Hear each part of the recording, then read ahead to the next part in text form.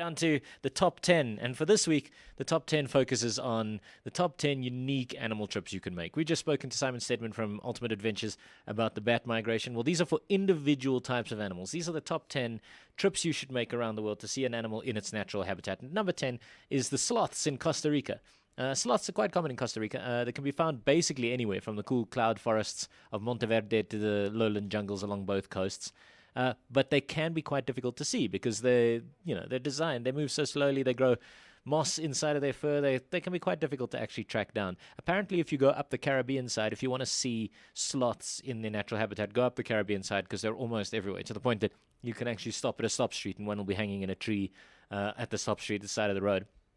So yeah, if you want to see a sloth in its natural habitat, Costa Rica. Number 9, lemurs in Madagascar. Madagascar. This is one I've actually done. The lemurs are basically they're primates that look like a little bit like cats crossed with squirrels, and they act a little bit like monkeys. Very, very friendly, very, very lovely little animals. There's about 60 or 80 different types, ranging from the enormous kind of heavy Indri one that howls in the night inside the forest to, strange ones that kind of dance like ballet dancers called the sifaka. And there's tiny little ones, little bamboo lemurs. So there's all different types, and you can only see them in Madagascar.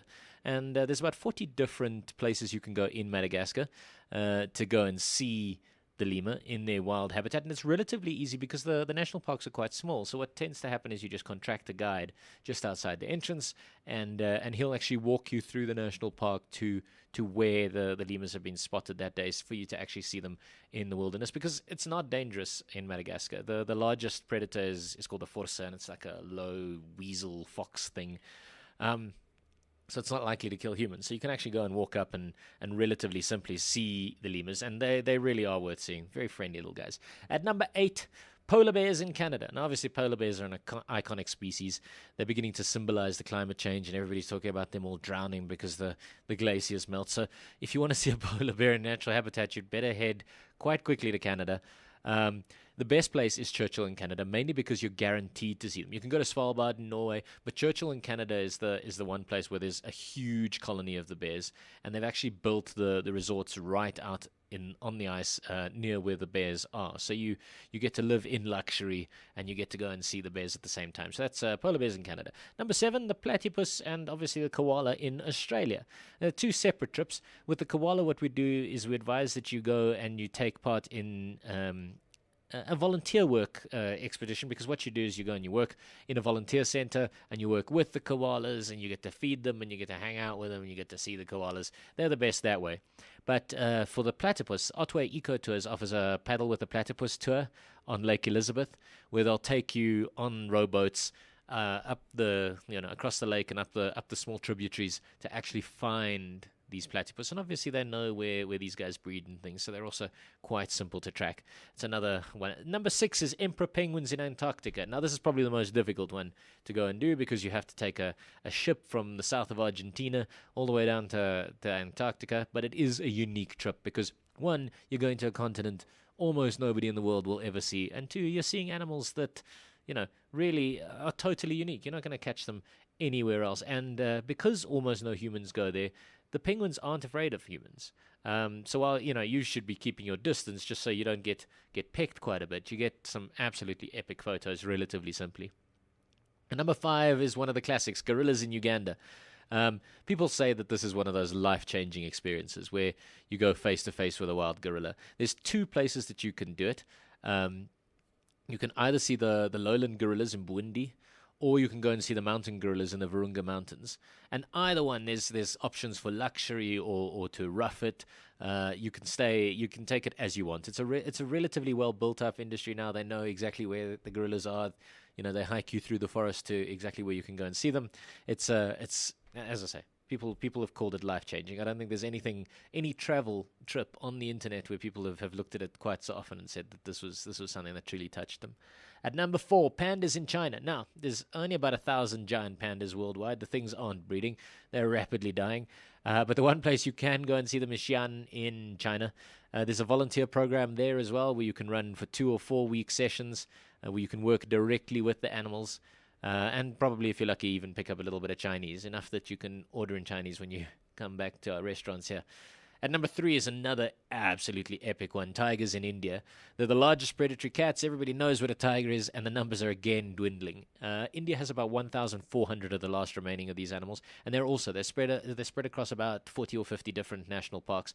There's plenty of opportunities to go and see them. But what you've got to be careful with if you want to go to India to see tigers is some of the packages are less reputable than others. You should definitely book through somebody incredible. The company Wandering Free has currently got a great tiger package available, which I can highly recommend. So if you are thinking about going to India to go and see tigers, then chat to Wandering Free. The benefit about one of these trips is that India is another one of those unique countries where you can also go and see some of the world's oldest ruins, some of the greatest civilization in the history of the world, all that kind of stuff. It's all in India as well. So you don't just have to go there for the tigers. And number 2 is orangutans in Borneo. Again, orangutans are the kind of animals that you can see in rehab centers or in the wild. Unfortunately, when it comes to orangutans, one of the things people say is that the rehab centers are essentially tourist traps. So you kind of go there and the animals are a little bit, there's a lot of tourists at them and everything's a bit different. But if you go out and you see them in the wild, then there are some really unique opportunities. And of course, you've got to do some hiking because you're going into the forests of these animals, but not nearly as much as perhaps you think. The advised ones that people say you should definitely go to Danum Valley Conservation Area in Sabah or the Kutai National Park in East Kalimantan. Apparently, that Kutai is probably the best place to go and see wild orangutans. There's an estimated 700 living there, and you will probably see them, mainly because the area around that national park has been totally destroyed, so the orangutans have been forced into a relatively small area, so actually finding them within that relatively small area is quite simple. But if you want to go somewhere totally wild, totally overgrown, totally still in its original condition, then the Ganang Palong National Park, it's home to about 10% of the total orangutan population. You will have to hike a little bit harder. You will have to work a little bit more for your sightings, but when you do see them, they will be in absolutely pristine wilderness. Number 1, we've had this one at number 1 before on our greatest adventures list. At number 1 is the snow leopards in Nepal. You do not get an animal more unique than the snow leopard. It is incredibly rare. Even scientists who study them don't really get to see them. But Exodus is offering a trip to Central Asia where you go to Nepal and you hike into the mountains and you're almost guaranteed to see snow leopards, which is an absolutely incredible experience because you also get to hike through Nepal and the mountains. And again, Nepal is a country that is rated at number 1 on our previous lists for good value for money destinations. So that snow leopards in Nepal brings in great adventure, good value for money, and a totally unique animal to be at number 1. Right, so our top 10 totally unique animal tours in the world. Number 10, sloths in Costa Rica. Number 9, lemurs in Madagascar. Number 8, polar bears in Canada. Number 7, platypus and koala in Australia. Number 6, emperor penguins in Antarctica. Number 5, gorillas in Uganda. Number 4, pandas in China. Number 3, tigers in India. 2, orangutans in Borneo. And at number 1, snow leopards in Nepal. This has been Travelz. Thank you very much for chatting to me today. Let's go!